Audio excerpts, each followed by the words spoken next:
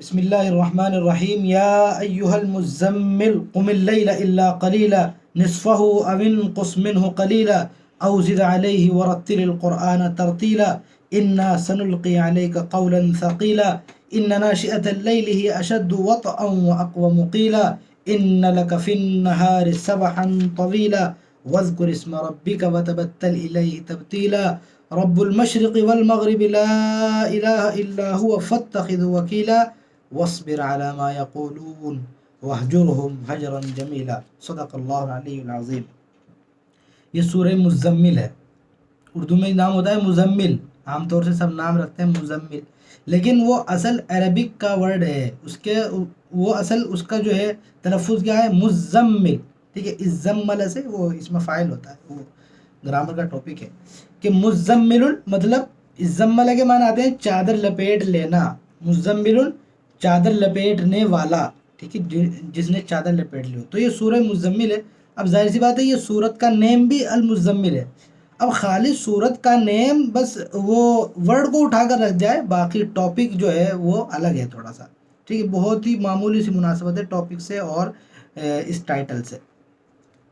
سورت کا مقصد کیا ہے، سورت میں کیا بیان کیا گیا ہے، ظاہر سی بات ہے وہ تھوڑا سا کلیئر ہو جانا چاہیے کہ مکی سورت ہے اور بعد کا اس میں جو رکوع ہے وہ مدنی ہے گویا، ٹھیک ہے، تو شروع میں جو ہم پڑھیں گے وہ مکی ہے، وہ مکہ میں نازل ہوئی، بعد میں چونکہ وہ اس کے احکام ہیں جو ہے زکوٰۃ کے، تو زکوٰۃ چونکہ مدینہ میں فرض ہوئی تھی تو اس لیے اس سے پتہ چلتا ہے کہ وہ مدینہ میں نازل ہوئی ہے، تو بعد کا اس کا رکوع مدینہ کا ہے اور شروع کا جو ہے اس کا مکہ کا ہے۔ تو اس کے اندر چونکہ رسول اللہ صلی اللہ علیہ وسلم نے جب اپنی دعوت و تبلیغ کی مہم شروع کی اور اپنے کام شروع کیا تو ظاہر سی بات ہے کہ سب کو ایک عجیب لگا کہ یہ کیا بیان کر رہے ہیں، یہ ایک معمولی قسم کے آدمی ہیں، ان کے پاس کوئی جو ہے کچھ بھی نہیں ہے، نہ ان کے پاس فالوورز ہیں، نہ یہ بہت امیر ترین شخص ہیں آگے، تو یہ جو ہے یہ کیا بیان کر رہے ہیں، آخر یہ جو دعوے کر رہے ہیں کہ میرے پاس وحی آتی ہے، مجھے جو ہے باتیں معلوم ہوتی ہے، میرے اوپر قرآن اترتا ہے، تو یہ کیسے ہو سکتا ہے؟ تو ظاہر سی بات ہے سب نے آپس میں میٹنگ کی، دار الندوہ ان کا گویا کیا تھا، کیمپس تھا دار الندوہ، اس میں وہ جمع ہوتے تھے سب کفار و مشرکین اور جو ہے میٹنگیں کرتے تھے، تو انہوں نے آپس میں طے کی میٹنگ کہ آج چلیے ہم غور و خوض کرتے ہیں کہ آخر کیا مسئلہ ہے، یہ نبی کریم صلی اللہ علیہ وسلم جو باتیں بتا رہے ہیں یہ کیوں بتا رہے ہیں؟ تو کسی نے تو آپس میں سب سے پوچھا ہوگا، تو کسی کی رائے آئی ہے کہ جو ہے اصل میں یہ نا کاہن ہے، یہ جو ہے غیب کی جو بات بتلاتے ہیں، اور جو لوگ ہوتے ہیں جوتشی وغیرہ تو یہ اس ٹائپ کے ہیں۔ اب کسی نے کہا کہ نہیں ایسا تو نہیں لگتا ہے، ہمیں تو لگتا ہے کہ نعوذ باللہ کچھ جو ہے نا سم تھنگ از رانگ، ٹھیک ہے، دماغی عارضہ ہے کچھ، ٹھیک ہے، تو نعوذ باللہ کسی نے یہ کہا ہے، کسی نے کہا ہے کہ ہمیں لگتا ہے کہ یہ جادوگر ہیں، یہ جادو کرتے ہیں، تو یہ سب جادو کا اثر ہے، لیکن جو ہے کچھ نہ کچھ وہ حل نہیں نکلا۔ قرآن نے میں نے آپ کو بتایا تھا سورہ معارج میں آیا ہے کہ وما هو بقول شاعر، شاعر نہیں ہے، وما هو بقول کاہن، وہ کاہن بھی نہیں ہے، تو سب کی جو ہے نفی کر دی۔ تو ظاہر سی بات ہے کہ جب یہ چیزیں سننے کو ملیں گی، ٹھیک ہے، ایک نبی کو جو تمام قوموں کا سردار ہے، سب سے اعلیٰ ہے، اور اس کو یہ چیزیں سننے کو ملے تو کتنا انسان جو ہے دل برداشتہ ہو جاتا ہے، غمگین ہو جاتا ہے بہت، سمجھ گئے؟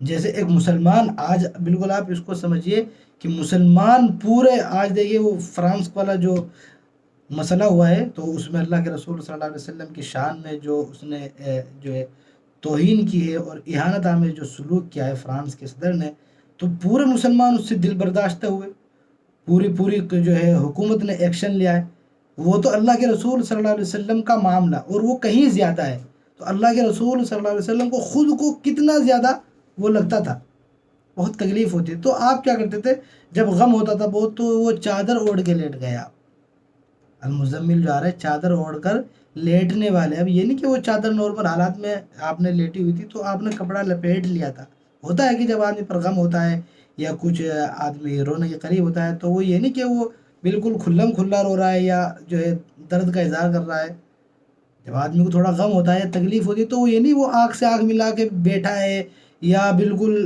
چہرہ بھی سامنے ہے، وہ کہیں نہ کہیں چہرہ چھپانے کی کوشش کرتا ہے، وہ تنہائی میں جا کر اس غم کو دور کرنے کی کوشش کرتا ہے، وہ سوچتا ہے کہ الگ سے بیڈ روم میں جائے اور وہاں پر وہ سونے کا بہانہ کرتا ہے، لیکن وہ ہوتا کیا ہے، اسے کہیں نہ کہیں وہ تکلیف ہوتی ہے، ٹھیک ہے۔ تو یہ کہیں نہ کہیں اللہ کے رسول صلی اللہ علیہ وسلم کو بھی کے ساتھ بھی یہی معاملہ تھا۔ تب اللہ تعالیٰ نے فوراً کہا، اللہ تعالیٰ نے کہا یا ایھا المزمل، کہ اے چادر میں لپٹنے والے، المزمل کپڑا اوڑھنے والے، اے چادر میں لپٹنے والے، قم اللیلہ، کھڑے ہو جاؤ رات میں، قم اللیلہ، رات میں کھڑے ہو جاؤ۔ اب دیکھیے اللہ کے رسول صلی اللہ علیہ وسلم کو تسلی دی جا رہی ہے اور گویا ٹریٹمنٹ کیا جا رہا ہے۔ کس چیز کا ٹریٹمنٹ ہو رہا ہے؟ یہ نہیں کہ کچھ تکلیف ہو گئی تھی، بلکہ وہ جو آپ کو غم لاحق ہوتا تھا اور تکلیف ہوتی تھی، جو تانے سننے کو ملتے تھے، برائیاں سننے کو ملتی تھی، اس کا ٹریٹمنٹ اللہ تعالیٰ کر رہے ہیں۔ دیکھ کتنا اچھا ٹریٹمنٹ ہے، اللہ سے اچھا کون ٹریٹمنٹ کر سکتا ہے؟ ہمارا جو ہمارا ایکسٹرنل جو ہماری باڈی ہے اس کا ٹریٹمنٹ تو ڈاکٹر کرے گا نا، لیکن جو ہماری انٹرنل باڈی ہے، روحانی جو باڈی ہے، ظاہر سی بات ہے وہ ٹریٹمنٹ ہمیں قرآن سے اور اللہ تعالیٰ ہی سے حاصل کرنا ہوتا ہے۔ انسان کا دل سیاہ ہو جائے، اس کا ٹریٹمنٹ یہ نہیں کہ آپ جو ہے اپولو ہاسپٹل میں چلے جائیں یا کسی بڑے ہاسپٹل میں، وہاں پر جا کر آپ سرجری کرا کے وہ دل آپ کا سیاہ ہو جائے گا، آپ شریف بن جائیں گے، ایسا تو نہیں ہے نا بھائی، اس کے ٹریٹمنٹ ہی الگ ہے۔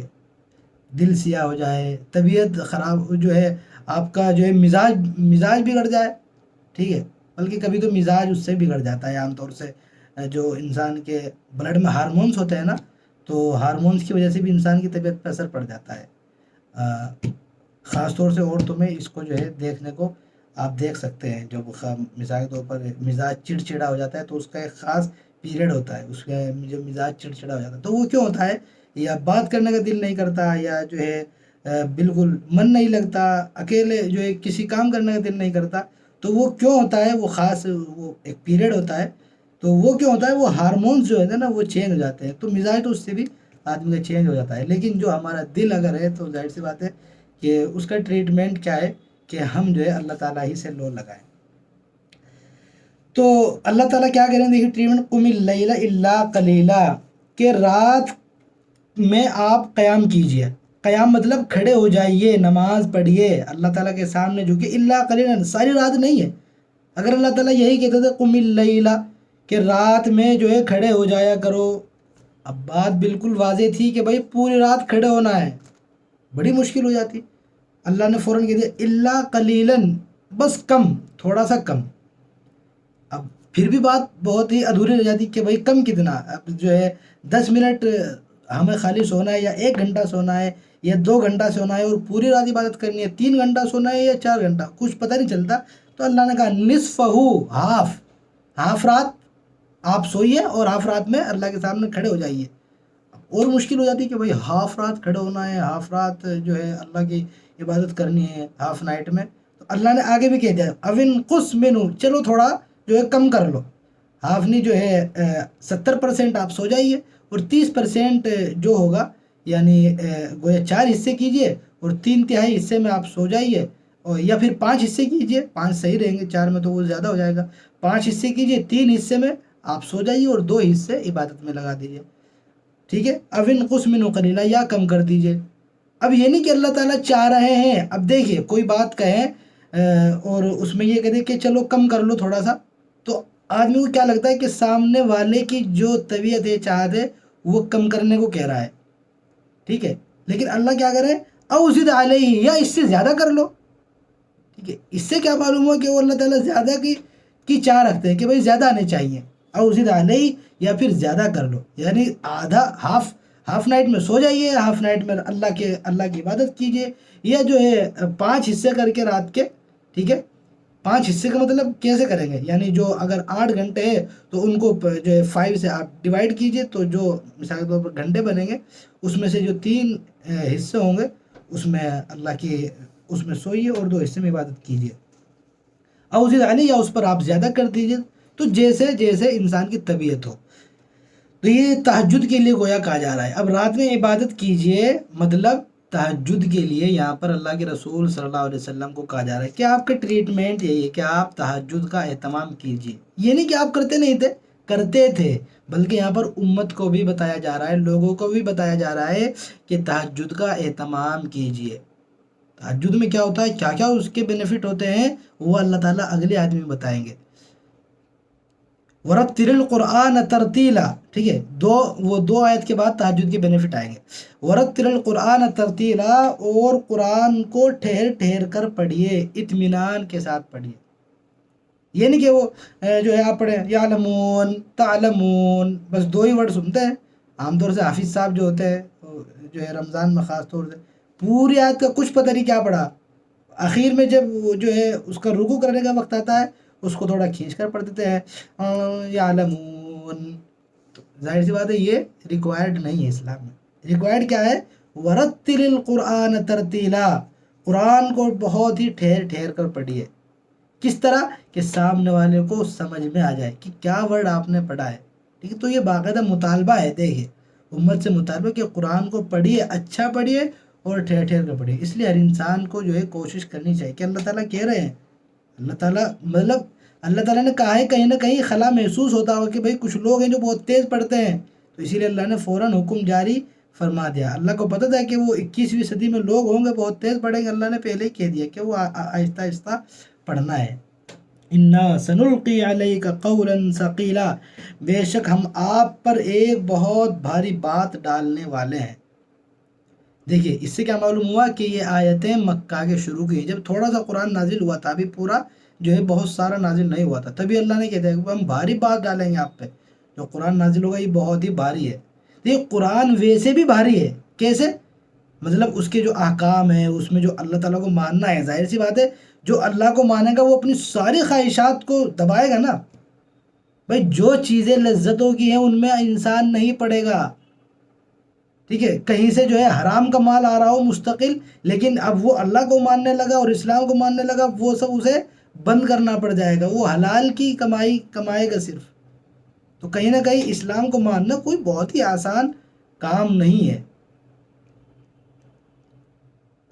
تو کیا کہہ رہے ہیں اللہ تعالیٰ، ہم آپ پر ایک بھاری بات ڈالنے والے. تو ویسے بھی وہ بھاری ہے، لیکن جو اس کا جو وجود تھا وہ بھی تقریباً وہ بھی بھاری تھا. کیسے بھاری تھا؟ حدیث شریف میں یہ آتا ہے کہ جب نبی کریم صلی اللہ علیہ وسلم پر وحی نازل ہوتی تھی تو فل سردی ہوتی تھی، گویا جنوری کا مہینہ ہوتا ہوگا یا دسمبر کا، تو اس کے اندر آپ کو پسینے آ جاتے تھے. اب پسینے کب آئیں گے؟ جب آدمی پر کوئی دباؤ پڑ رہا ہو، بوجھ پڑ رہا ہو، یا جو ہے اس کا خون ایک دم گرم ہوگا. پسینہ تو خون گرم ہونے کی وجہ سے آتا ہے، خون گرم ہوگا تو وہ کچھ نہ کچھ زور پڑ رہا ہے، تو اس طرح بوجھ ہوتا تھا. یا اگر آپ اونٹنی پہ بیٹھے تھے، کبھی ایسا ہوا کہ آپ اونٹنی پر بیٹھے ہیں اور وہی نازل ہونی شروع ہو گئی، تو جب وہی آپ پر نازل ہوتی تھی تو گویا اونٹنی جھک جاتی تھی زمین پر کہ جسے بہت ہی بوجھ پڑ رہا. تو یہ باقاعدہ حدیث شریف میں آیا ہے کہ وہی جو ہے اس کا جو ہے بوجھ بھی ہوتا تھا. اور ویسے تو نارملی آپ دیکھیں کہ وہی میں جو باتیں آتی تھی وہ یقیناً بہت ہی بھاری ہیں، آسان نہیں ہے. لوگ آسان سمجھتے ہیں مسلمان ہونا. یہ کسی نے کہا ہے نا، یہ شہادت گہے الفت میں قدم رکھنا ہے. شہادت گہے الفت یعنی جو ہے محبت کی جگہوں میں یہ قدم رکھنا ہے. لوگ آسان سمجھتے ہیں مسلمان ہونا، یعنی اس میں اپنے آپ کو گویا تیار کرنا پڑتا ہے، کفن ہاتھ میں لے کر گھومنا پڑتا ہے اگر آدمی مسلمان ہے. لوگ آسان سمجھتے ہیں مسلمان ہونا کوئی آسان نہیں ہے. اب دیکھیے آگے اللہ تعالیٰ تہجد کے بینیفٹ بتا رہے ہیں. ان ناشئۃ اللیل ہی اشد وطئا، بے شک رات کا اٹھنا، ٹھیک ہے، رات میں جب آدمی اٹھتا ہے، سو کر جو اٹھتا ہے، تہجد کا اصل فائدہ دیکھیے آپ کو بتا دیں کہ اصل تہجد جو ہے وہ کیا ہے کہ آپ سو کر اٹھیں، وہ ہے تہجد. یہ نہیں آپ 3 بجے تو سوتے ہی ہیں بھائی، تو لو ہم جو ہے تہجد ہی پڑھ لیں، تو اس میں وہ مزہ نہیں آئے گا کہ آپ مثال کے طور پر آپ کا معمول ہے 10 بجے سونے گا، پھر آپ 3 بجے باقاعدہ اٹھتے ہیں. اصل مجاہدہ وہ ہے بھائی آپ 3 بجے تک تو آپ کا معمولی ہے مثال کے طور پر سونے کا، یا تو گھر والے نہیں سونے دیتے، یا پھر آپ ڈیوٹی سے آتے ہیں 3 بجے، نائٹ جو ہے نائٹ ڈیوٹی ہوتی ہے تو عام طور سے وہی جو ہے 9 سے 3 یا 10 سے 4 ہوتی ہے. تو اگر نائٹ ڈیوٹی سے آتے ہیں تو اس میں پڑھی ٹھیک ہے، اس کا ثواب ملے گا، ہم یہ نہیں کہہ رہے ہیں کہ جو ہے وہ اچھی نہیں ہے، لیکن جو اصل تہجد ہے وہ کیا ہے کہ ہم جو ہے بستر سے الگ ہو. قرآن کریم میں ہے نا تتجافا جنوبہم عن المضاجع، یہ ورڈ آیا ہے. اس کا مطلب کیا ہے کہ ان کے پہلو یعنی ان کی باڈی وہ بستروں سے الگ ہو جاتی ہے جب تہجد پڑھتے ہیں. اب بستروں سے الگ کب ہوگی؟ جب وہ سو رہا ہوگا. تو سونے کے بعد اٹھنا یہ اصل تہجد ہے. اسی میں ہی تو بھائی آپ کا امتحان ہوگا کہ بھائی اچھا آپ تہجد کو اتنی امپورٹینس دے رہے ہیں، آپ گرم گرم لحاف سے نکل رہے ہیں اور آپ تہجد پڑھ رہے ہیں. ٹھنڈا پانی ہے، آپ ظاہر سی بات ہے کوئی بغیر وضو کے تو نہیں پڑھے گا نا تہجد، وضو کرے گا. ٹھنڈا پانی مثال کے طور پر گرم پانی نہیں ہے میسر، ہر ایک کے نہیں ہوتا گرم پانی، ہر ایک کا انتظام نہیں ہوتا. تو اگر وہ پڑھ رہا ہے تب اس کی اہمیت ہے. نارملی اگر آپ جاگتے تو اس میں بھی پڑھ سکتے ہیں، ایسا کوئی مسئلہ نہیں ہے. ٹھیک ہے. تو رات کا جو اٹھنا ہے، رات کے اٹھنے سے مطلب سو کر اٹھنا، یہ کہنا چاہ رہے ہیں کہ سو کر اٹھنا جو ہے یعنی تہجد ہی اشد وطئن، یہ اچھی طرح سے نفس کو کچل دیتا ہے، بہترین مرمت کر دیتا ہے گویا. ٹھیک ہے. اشد وطن نفس کی بہترین مرمت کرتا ہے، یعنی جو غم ہوتا ہے، غم کو وہ کیا کر دیتا ہے، ایک دم سب کو ڈیلیٹ کر دیتا ہے. بھئی آپ اللہ تعالیٰ کے سامنے گڑ گڑائیں گے، روئیں گے تو ظاہر سی بات ہے اللہ تعالیٰ انسان کو سکون ہو جائے گا. بھائی سکون کہاں سے ہوتا ہے؟ اللہ تعالیٰ کی طرف سے ملتا ہے نا سکون. یہ تو نہیں کہ آپ کے پاس کروڑوں روپے آ جائے اور آپ کو ایک دم سکون ہو جائے. تو پیسے میں کہیں نہ کہیں سکون ہے، لیکن جن پیسوں والوں کے پاس سکون نہیں ہے آپ ان سے پوچھیں کہ وہ سکون کیوں نہیں ہے. تو سکون جو ہے وہ اللہ تعالیٰ کی طرف سے آتا ہے. تو رات میں آپ نے اللہ سے مانگا، اللہ کے سامنے آپ گڑ گڑائے، اللہ تعالیٰ نے آپ کی طبیعت کو ایک دم فریش کر دیا. آپ پر جو غم تھا وہ غم اللہ تعالیٰ نے زائل کر دیا. تو یہ کیا کرتا ہے، نفس کو ایک دم بہترین طریقے سے اس کی مرمت کرتا ہے، اس کو کچل دیتا ہے. وَأَقْوَمُ قِيلًا، اور بات بھی بہترین طریقے پر کہی جاتی ہے. اقوم وہ زیادہ صحیح ہے قیلن بات کرنے کے اعتبار سے. یعنی رات میں آپ اللہ تعالیٰ سے مانگے تب انسان زیادہ اچھی طرح اللہ تعالیٰ سے مانگ سکتا ہے. بھئی اکیلا ہوتا ہے اور ظاہر سی بات اس وقت اخلاص ہوگا. آدمی اگر تہجد پڑھے گا تو اس میں دکھاوا نہیں ہوگا کہ میں دکھاوے کے لیے تہجد پڑھ رہا ہوں، بلکہ آدمی اخلاص سے پڑھتا ہے تہجد. تو اس کے اندر بات زیادہ جو ہے بہتر طریقے پر کہی جاتی ہے. اس کو آپ اس سے بھی جوڑ سکتے ہیں ورتل القرآن ترتیلا، کہ قرآن کو آپ پڑھیے اچھی طرح، اس کی تلاوت کیجیے. اور رات میں اگر تلاوت کریں گے تو بہت ہی اچھی طرح آپ ادا کریں گے. اس لیے رات میں اگر آپ پڑھتے ہیں قرآن کریم تو چانسز زیادہ ہوتے ہیں یاد کرنے کے. بھئی آپ حفظ کرنا چاہتے ہیں قرآن تو اس کا بہترین طریقہ کیا ہے کہ آپ رات میں صبح یاد کریں. تہجد کا جو وقت ہوتا ہے فجر کی اذان سے پہلے خاص طور سے آپ یاد کریں تو بہت ہی برکت ہوتی ہے. کوئی قرآن حفظ کرنا چاہتا ہے تو اس کے لیے مشورہ ہی یہی ہے اور تجربہ بھی یہی ہے. صرف میرا نہیں بلکہ سبھی کا تجربہ یہی ہے کہ فجر کی اذان سے پہلے اگر آپ یاد کریں گے تو یقیناً وہ آپ کے زیادہ محفوظ رہے گا اور یاد رہے گا. اسی لیے عام طور سے مدارس میں جو حفظ کا معمول ہے، بچوں کو جو حفظ کرایا جاتا ہے تو ان کو صبح اٹھا دیا جاتا ہے. صبح اٹھتے ہیں وہ اس سے پہلے، فجر سے پہلے، تو اس وقت یاد کرتے ہیں تو اسی لیے وہ حافظ بن جاتے ہیں. نارملی آپ دیکھیے کوئی شخص اپنے گھر میں ہی حافظ بننا چاہتا ہے، ٹھیک ہے، تو وہ ایک لمبا ٹائم لیتا ہے اور پھر بھی وہ بات نہیں آ پاتی جو ایک جو ہے مدرسے سے پڑھے ہوئے طالب علم کے اندر آتی ہے. تو رات میں جو ہے وہ اس کی فضیلت بتائی ہے تہجد کی، اور ہے بھی یقیناً انسان اگر کچھ بننا چاہتا ہے، آپ جو ہے بڑا کام کرنا چاہتے تو آپ کو تہجد اختیار کرنا پڑے گا. دائی کا مسئلہ کیا ہے، ایک دعوت جو دین کی دعوت لوگوں تک پہنچاتا ہے، اگر اس کو اچھا رسپانس نہیں آ رہا ہے اپنے مدعو کی طرف سے، جس نے اس کو انوائٹ کیا ہے، انوائٹڈ پرسن کی طرف سے اگر اچھا رسپانس نہیں آ رہا ہے تو پھر دائی یعنی کہ اس سے ہی الجھ جائے، اسی کو جو ہے وہ برا بھلا جو ہے کہنے لگ جائے. نہیں، اس سے الجھنا نہیں ہے، ہمیں اللہ تعالیٰ کے پاس آنا ہے کہ وہ جو ہے اللہ تعالیٰ سے ہمیں آ کر بتانا ہے کہ ہم نے فلاں کو دعوت دی تھی، اس کی طرف سے اچھا رسپانس نہیں آیا، یا اللہ اس کو ہدایت دے اور اس کو صحیح راستے پر چلنے کی توفیق نصیب فرمائے. تو داعی کو مدعو سے نہیں الجھنا ہے، بلکہ مدعو مطلب انوائٹڈ پرسن، جس کو انوائٹ کیا گیا ہو اچھی باتوں کی جانب، بلکہ اللہ جو ہے اگر اچھا رسپانس نہیں آتا ہے تو اللہ تعالیٰ سے رجوع کریں.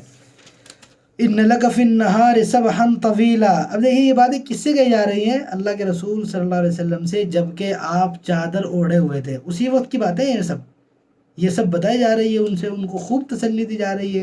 ان لک فی النہار سبحا طویلا، کہ دن میں تو آپ کو بہت مصروفیت ہے، دن میں تو آپ بہت بزی ہیں. یہی اس کا بالکل آپ سمپل ترجمہ مانیے. ان لک فی النہار سبحا طویلا، بے شک آپ دن میں تو بہت بزی ہیں، تو رات میں جو ہے اچھا رہے گا آپ ہم سے مانگے اور ہمارے سامنے آپ اپنا دکھڑا بیان کریں اور ہم سے مانگے، تو رات میں بیسٹ رہے گا۔ بے شک آپ کو دن میں تو بہت جو ہے آپ بزی رہتے ہیں۔ وَاذْكُرِ اسْمَ رَبِّكَ، اور آپ اپنے پروردگار کے نام کا ذکر کرو، اللہ تعالیٰ کا ذکر کرتے رہو، یہ اس کا ٹریٹمنٹ ہے۔ وَتَبَتَّلْ إِلَيْهِ تَبْتِيلًا، اور سب سے الگ ہو کر پورے کے پورے اللہ تعالیٰ ہی کے ہو کر ہو جاؤ۔ اب یہ نہیں کہ سب کو چھوڑ دینا ہے ایک دم، ان سے بات بھی نہیں کرنی ہے، کچھ نہیں کرنا، یہ مطلب نہیں ہے۔ الگ ہونے کا مطلب یہ نہیں ہے۔ الگ ہونے کا مطلب کیا؟ ان کی باتوں پر آپ کو کان نہیں دھرنا ہے، بالکل بھی ٹینشن نہیں لینے کا، ٹھیک ہے؟ ٹینشن نہیں لینا ہے، یہ کیا کہہ رہے ہیں، بلکہ اللہ تعالیٰ ہی کے پاس سب کچھ چیزیں آپ کو سپرد کر دینی ہے۔ وَتَبَتَّلْ إِلَيْهِ تَبْتِيلًا، کٹ کر اللہ ہی کے ہو جاؤ۔ امیدیں جو ہوں گی آپ کو وہ اللہ تعالیٰ سے ہونی ہے۔ توقعات جو آپ رکھیں گے کہ آج تو 10 لوگ اسلام لے آئیں گے، آج تو انشاءاللہ 15 لوگ اسلام لے آئیں گے، آج تو ہم وہاں جاتے ہیں وہاں کے لوگ بڑے اچھے ہیں، آج تو وہ اسلام قبول کر لیں گے، تو توقع ان سے نہیں ہونی چاہیے۔